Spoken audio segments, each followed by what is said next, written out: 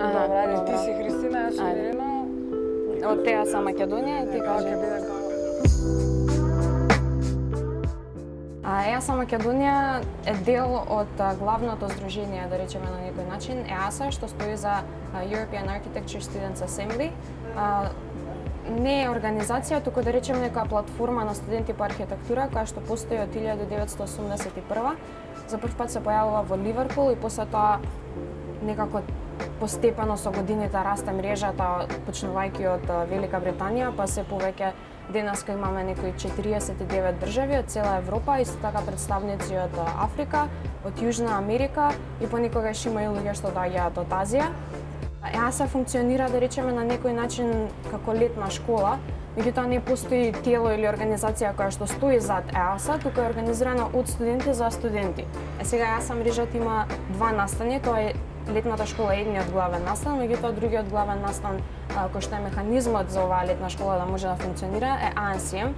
ANCM значи Intermediate National Contacts Meeting и на овој настан секоја година на есен се собираат само по двајца национални контакти од секоја држава, каде што една недела дискутираат и се обидуваат да станат, да речеме, да ги решат некои проблеми внатре во заедницата, за да можеме нели да еволуираме како заедница, а исто така и се обидуваме да најдеме решенија и да ги понудиме овие архитектонски решенија кои што ги спомена веќе, кои што се случуваат општо во светот на архитектурата. Оваа година оваа конференција ANCM ќе се случи во село Трпеца во Македонија. За прв пат во 40 годишно постоење на EASA мрежата се случува еден од главните настани во Македонија.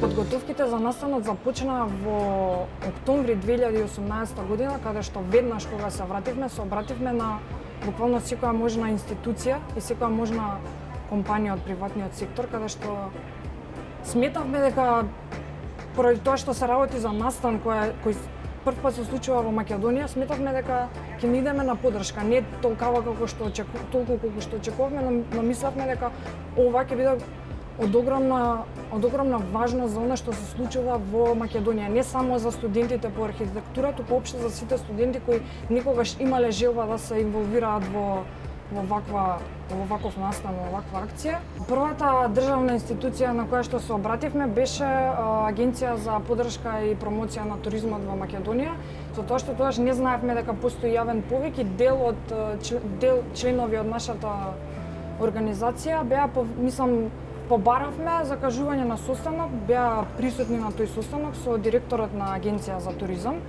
со тоа што на состанокот беше зборено дека треба да аплицираме на повикот и ние аплициравме на повикот.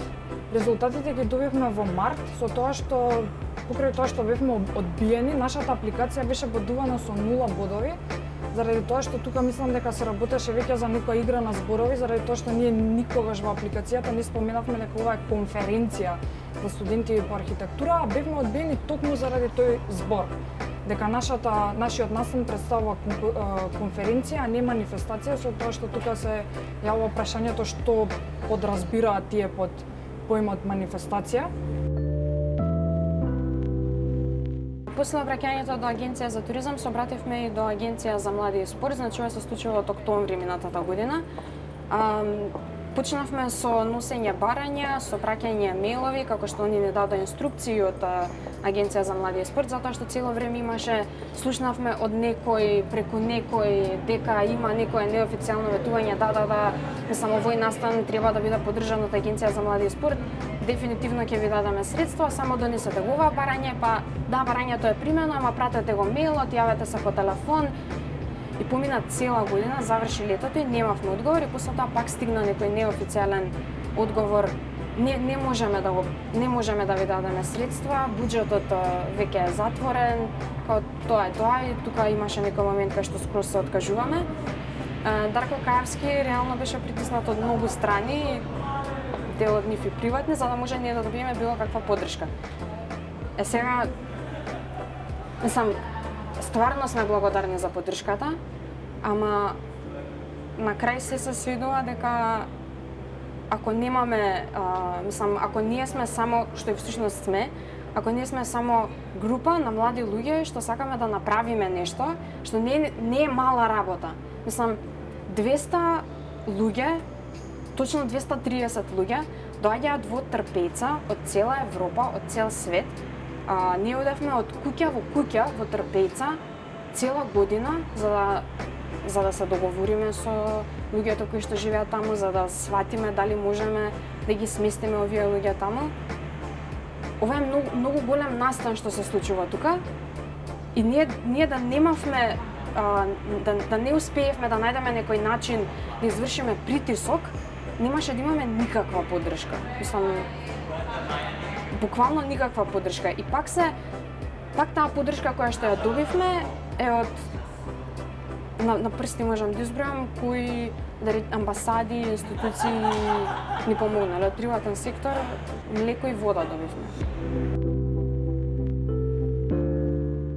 Негде околу јули се обративме кон влада, пративме писмо до влада, што реално беше малце доцна, ама не ни знаевме дека ако се обратиме до влада ќе има некаков одговор и скроз писмото го пративме, можда ќе стигне негде.